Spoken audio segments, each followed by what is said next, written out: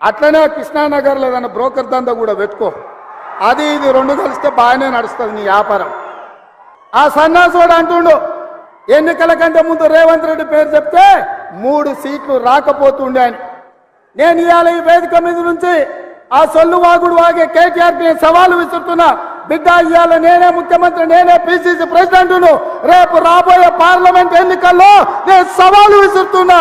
నీ చేతనైతే దమ్ముంటే, నువ్వు మగోడు అయితే ఈ తెలంగాణ రాష్ట్రంలో బిడ్డ ఒక్క సీటు గెలిచి చూపించు. నీ అయ్యా నువ్వు వస్తావో నీ అయ్య వస్తాడో మా కార్యకర్తలు చూసుకుంటారు. బిడ్డ, నువ్వు అనుకుంటున్నావా అల్లా తప్పగాడని? అల్లా తప్పగాలం కాదు, అవులగాలలాక అయ్య పేరు చెప్పుకొని కుర్చీలో కూర్చోలేదు సన్నాసోడా. కింది నుంచి కార్యకర్తగా కష్టపడి జెండాలు మోసి లాఠీ దెబ్బలు విని నీ అక్రమ కేసులు ఎదుర్కొని చెర్లపల్లి చెంచల్గూడ జైల్లో మగ్గినా భయపడకుండా లొంగిపోకుండా నిటారుగా నిలబడి నిన్ను, నీ అయ్యను, నీ బావను బొందబెట్టి ఇవాళ కుర్చీలో కూర్చున్నాం.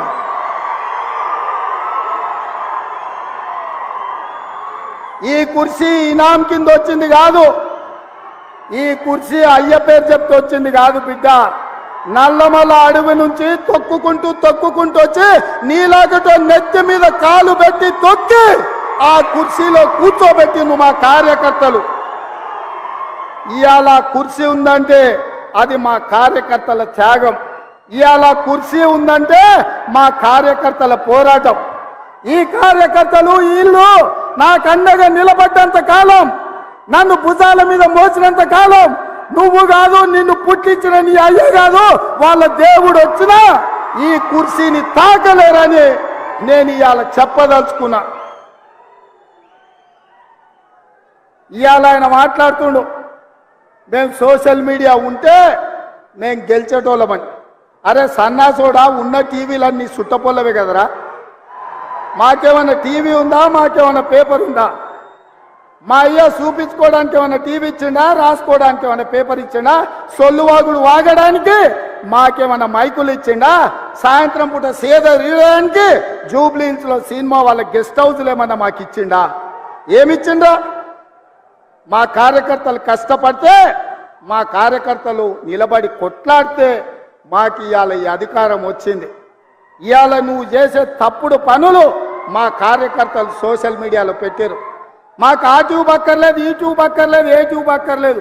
బిడ్డ, నీ ట్యూబ్ లైట్ వలగొట్టే బాధ్యత మాత్రం మేము తీసుకుంటాం.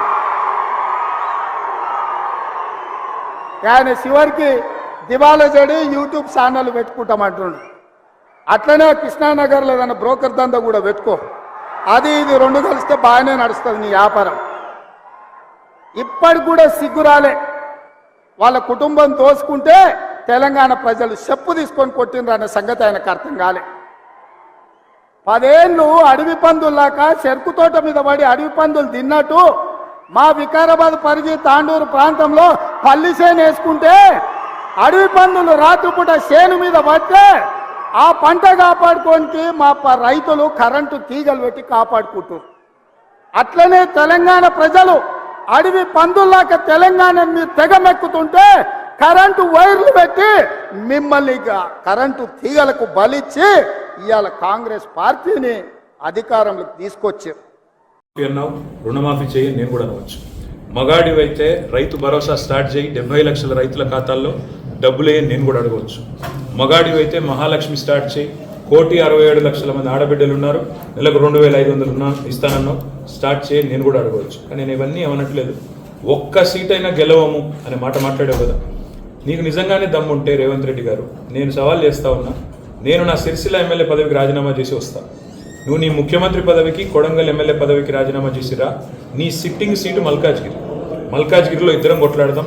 ఆ ఒక్క సీట్లోనే తేల్చుకుందాం. ఈ రాష్ట్రం అంతా అతలాకుతలం చేయాల్సిన అవసరం లేదు. ఆ ఒక్క సీట్లోనే నేను వస్తాను మా పార్టీ తరఫున, నీ తరఫున నువ్వు రా, నీ కాంగ్రెస్ పార్టీ తరఫున. అక్కడ తప్పకుండా తేల్చుకుందాం. ఎందుకంటే ఒక్క సీటు గెలవను అని మాట్లాడుతున్నావు. మరి నీ మల్కాజ్గిరి పార్లమెంట్ సీట్లో అసలు ఎన్ని ఎమ్మెల్యేలు గెలిచింది కాంగ్రెస్ పార్టీ? గుండు 0. ఎంతమంది కార్పొరేటర్లు గెలిచారు నీ మల్కాజ్గిరి పార్లమెంట్ పరిధిలో?